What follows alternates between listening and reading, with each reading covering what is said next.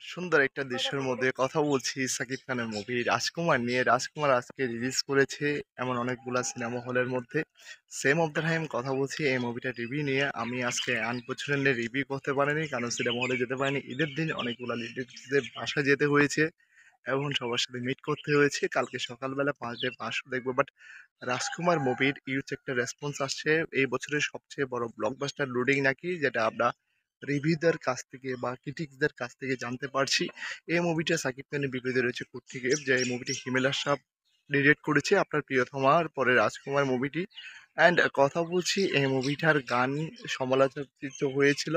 And same of the time কিছু যদি কথা বলি এই মুভিটার ডিরেকশন এবং এই মুভিটার লাস্ট ৮টি মিনিট নাকি অনেক বেশি ইমোশনাল কথা রেখেছে হিমেল আশরাফ। প্রিয়তমা মুভির মতোই এই মুভিটার মধ্যে রয়েছে অনেকগুলা ইমোশনাল দিক এবং ইমোশনাল সিন।